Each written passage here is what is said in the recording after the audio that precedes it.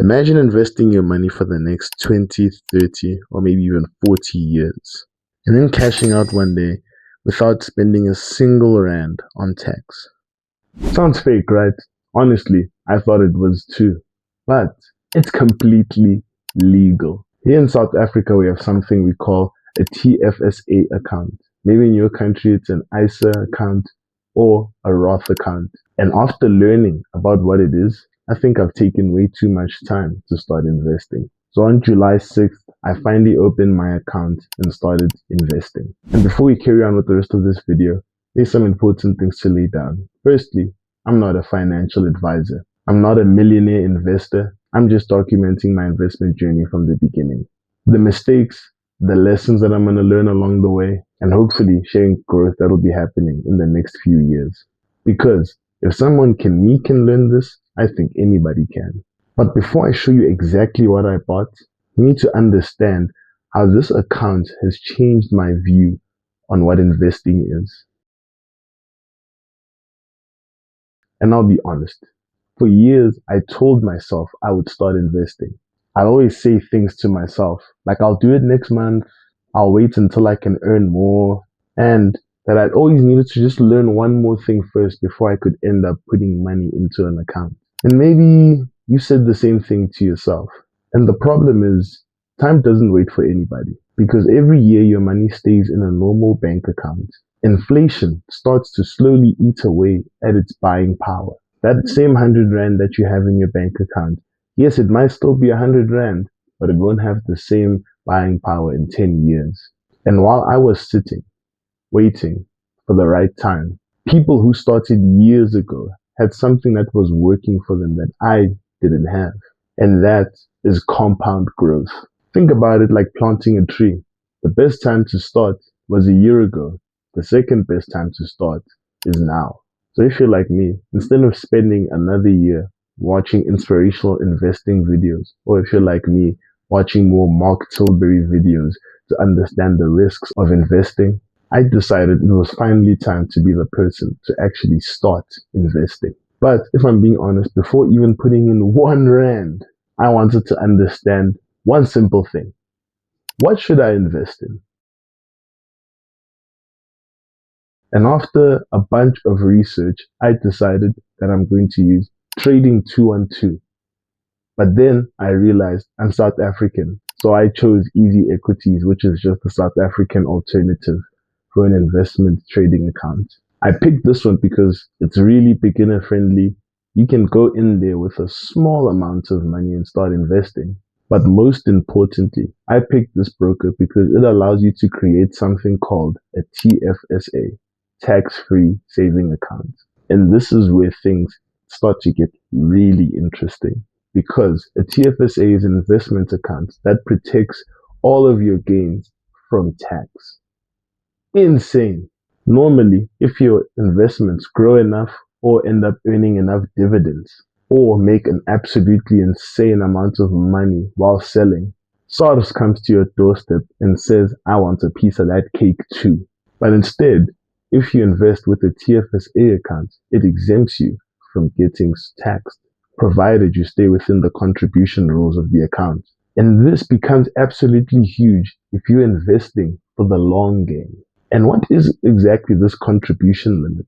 Well, you see, every single year you're allowed to contribute 46,000 Rand into your TFSA account until it reaches 500,000.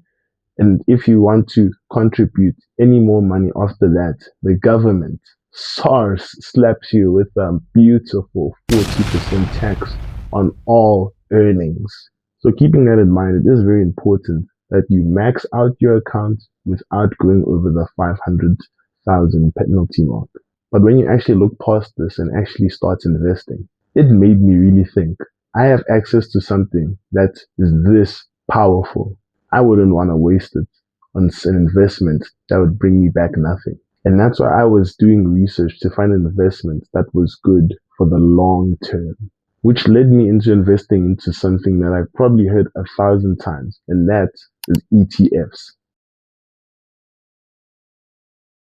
And this confused me for a second because everyone just kept saying, buy ETFs.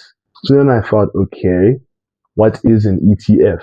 And here's the easiest way to understand it. Imagine you wanted to own Apple stock, or Microsoft stock, or Google, or Amazon. But buying all of these individual stocks could be expensive. But instead, imagine buying one basket that already contains tiny pieces of hundreds of companies. That's basically what an ETF does. Exchange traded fund. That simple idea made investing seem much more simpler. But there's thousands of ETFs out there. So then, which ones are the right ones to pick? And after extensive research, remember to do research before getting your own, I decided on taking these three. And these doesn't necessarily mean that any one of these are better than the other. These are just the ones that I picked through my own research I thought would be the best to take. And the first one I picked, Santrax's S&P 500 ETF. This ETF invests in the 500 biggest companies in the United States. Companies like Apple, Amazon, Nvidia, Meta, and honestly, a lot more. And instead of guessing of which one of these companies was going to win, I just invested basically in all of them. Because when one loses, the other one can supplement the other one that's losing.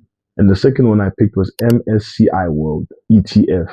And this ETF gives me exposure to companies all over the world. So on relying just on America, I can rely on other big players like the United Kingdom, China, and multiple developing countries. And this ETF gives something the other one really doesn't, and that's world diversification and exposure. And the third one I invested in was Centrix Bond ETFs. And this one is slightly different because bonds are less of a risk than investing in stocks. They do have massive potential in the long run. Adding in bonds can help smooth out the ups and downs of having stocks in your portfolio. And for me personally, it just felt like a good way to just balance things out when the S&P 500 is having one of its rainy days. And then the question is with investing, will these stocks always go up? And the simple answer, absolutely not. Because sometimes markets fall and sometimes they fall really hard. I think COVID rings a bell, or the financial crisis of 2008. And that's absolutely normal because with investments, the goal isn't necessarily to get rich. The goal is to stay invested for long enough to let time do its thing. And that's probably the hardest lesson to learn when investing. One thing I never wanted to do with this channel is make things that are actually quite difficult look like they're easy and pretending like a lot of things don't actually require risk, like investing. Because realistically, some years your portfolio is going to be looking up, really up, and some years it's going to be looking down. But even though this will happen, investing requires you to be patient. And a simple way of doing this is not by spending money you'll literally need next month or even next year. The money I've put in and the money I would suggest other people put in. This is not financial advice. It's money you're willing to invest for your future. And before opening an investment account, really try to understand the pros and cons that come with investing. And do your research onto whatever stock, commodity, or even crypto that you want to invest in. And that's because just because someone is making money off a stock that they told you about on TikTok doesn't necessarily mean that'll work for you. But anyway, my journey starts here because on the 6th of July, I officially became an investor. And it's not because I invested thousands of rands and not because I understood everything about investing on the fly like I'm Warren Buffett, but it's because I finally started and just put some money in. And that's what this, hopefully, series is going to be about. I'm going to be keeping you guys I'm going to be keeping you guys updated, showing you guys, hopefully, the amazing months I have, and even the bad ones when they come. The mistakes I'm going to be making, the lessons I'll be learning, and the wins. Because at the end of the day, I'm not some big millionaire with a crazy lifestyle. I'm just a normal South African guy that wanted to make better financial habits. And maybe this will be the video that encourages you to start your investment journey. So, if you've made it this far, I have one question for you. What's one thing that's stopping you from investing? Is it fear, not knowing where to start, not knowing what to invest in? Or are you already investing and making big bags? Let me know in the comment section. I'd actually love to hear where you guys are in your investment journey. Maybe you might even teach me a thing or two about investing. And if this video encouraged you to start, you basically start around the same time as me. If you enjoyed the video, please remember to like and subscribe because it helps the YouTube algorithm. I'll be sharing updates on my portfolio in my next investment video. I'll be sharing all the things that I'll be learning and all the mistakes that I'll be making. No pretending, no overnight riches, just the real journey. God bless.